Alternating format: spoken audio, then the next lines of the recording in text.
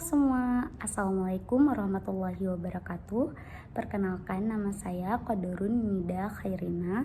NIM saya 240403041.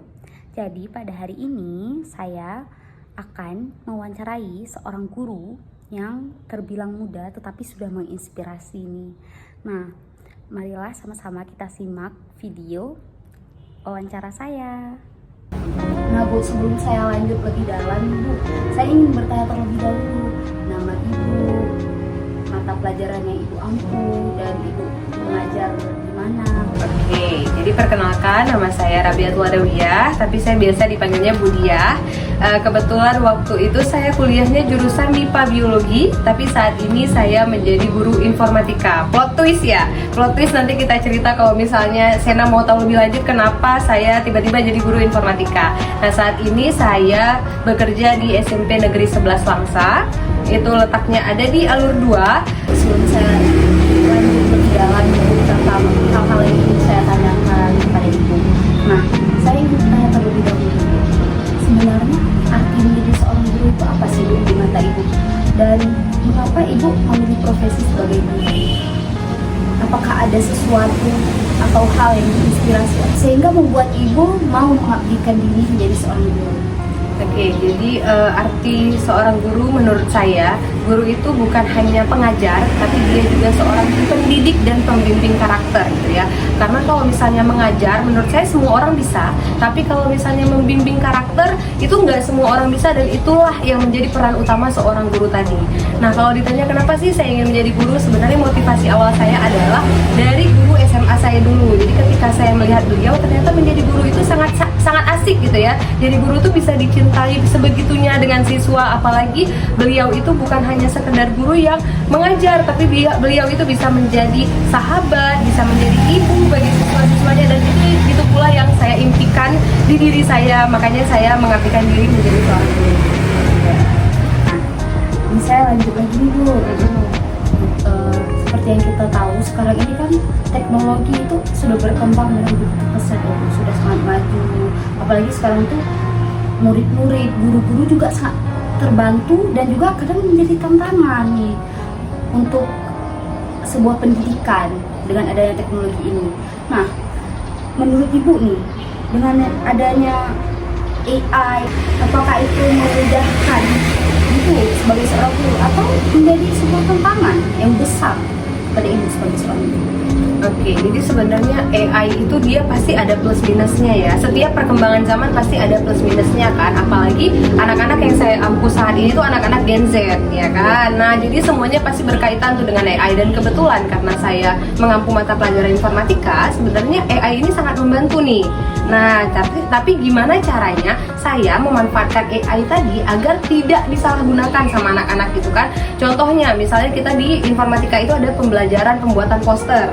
Nah, jadi dengan adanya aplikasi Canva, kemudian aplikasi Bing, itu bisa bikin poster anak-anak itu jadi jauh lebih bagus dibandingkan kalau zaman kita mungkin poster cuma sekedar menggambar di karton atau kita bikinnya di Word, ya kan. Nah, jadi sebenarnya AI itu nggak selalu buruk, tapi gimana caranya kita sebagai guru mengelola tugas-tugas mereka agar AI tadi bisa dimanfaatkan dengan baik gitu.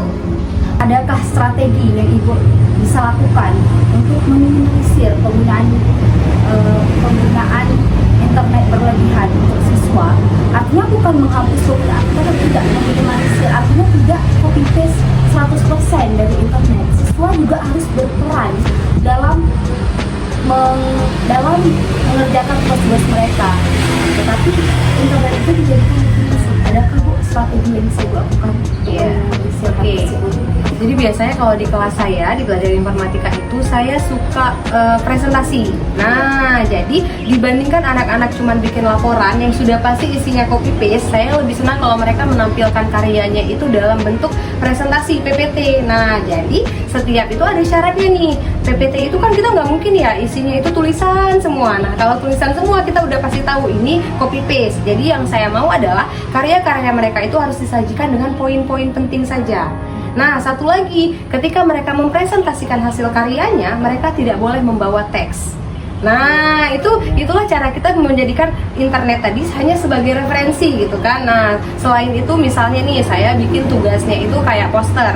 Nah, di poster itu juga saya nggak suka kalau banyak tulisan. Yang saya mau apa? Poin-poin penting yang akan disampaikan. Dan lagi semuanya itu harus mereka presentasikan. Nah, Sebagai seorang yang juga pernah berpengalaman menjadi seorang siswa, menurut saya hubungan yang baik antara siswa dan guru itu adalah suatu kunci akan kenyamanan yang ada di dalam kelas. Nah, apakah ibu memiliki sebuah strategi atau cara yang dilakukan untuk membangun hubungan dan komunikasi yang baik dengan siswa di dalam kelas, serta menghadapi siswa-siswa tersebut dengan berbagai macam karakteristik dan perbedaan yang dimiliki oleh setiap siswa? Oke, nah jadi kebetulan lagi-lagi ya, karena saya kebetulan guru Gen Z dan anak-anak saya juga Gen Z, jadi kunci utamanya adalah ikuti tren mereka.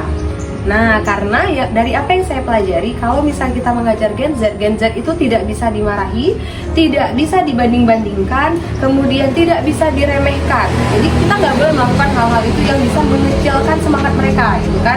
Nah, jadi caranya gimana? Kita ikuti bagaimana cara mereka berbicara. Maksudnya tadi saya bilang, saya pengen hubungan saya sama siswa itu bukan hanya sekedar guru dan siswa, tapi juga bisa menjadi teman. Nah, jadi ada kalanya kita bisa menjadi teman curhat, ada kalanya kita akan serius belajar gitu. Ini saya lanjutkan lagi nih, Bu. Oke. Nah, setelah terciptanya kelas yang nyaman nih, dengan ada hubungan baik antara guru dan siswa, nah pasti ibu punya dong, Bu, metode atau cara khusus untuk membuat murid-murid ibu itu antusias, bersemangat, membangun minat belajar mereka untuk nyaman dan terus mengikuti proses pembelajaran ibu sampai selesai. Oke, benar.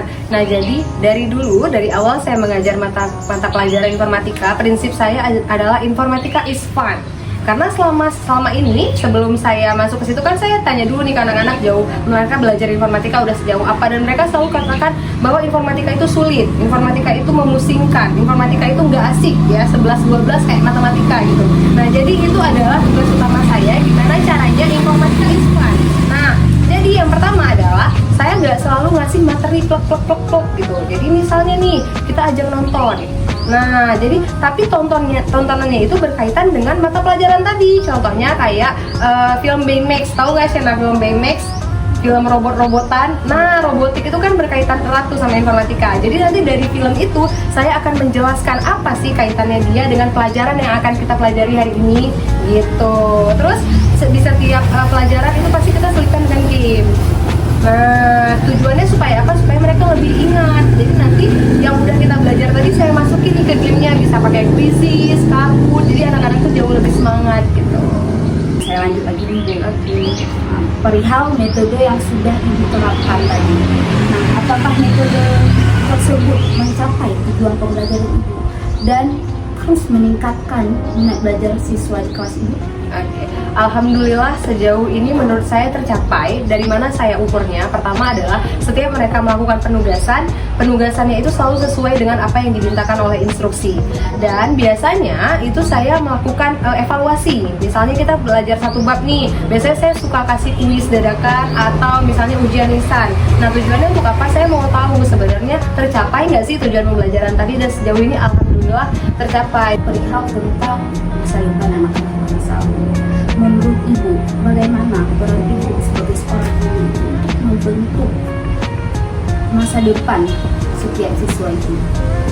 Menurut saya peran seorang guru dalam membentuk masa depan anak-anak itu yang paling utama adalah kita harus bisa menjadi motivator terbaiknya anak-anak. Selain motivator, kita juga harus bisa menjadi role modelnya mereka gitu kan. Karena kan kita ini menjadi contoh di lingkungan sekolah mereka. Kalau mereka figur. Iya, benar. Jadi kalau misalnya mereka ngelihat, wah ternyata jadi seorang guru itu asik ya, jadi mereka tuh punya cita-cita yang tinggi gitu kan. Atau ketika mereka bilang mereka tuh suatu saat pengen jadi TNI, pengen jadi polisi, atau pengen jadi perawat. Nah, kita sebagai guru itu harus mampu memberikan afirmasi positif selalu agar mereka tetap semangat belajar dan tidak pernah mengubur mimpi itu gitu.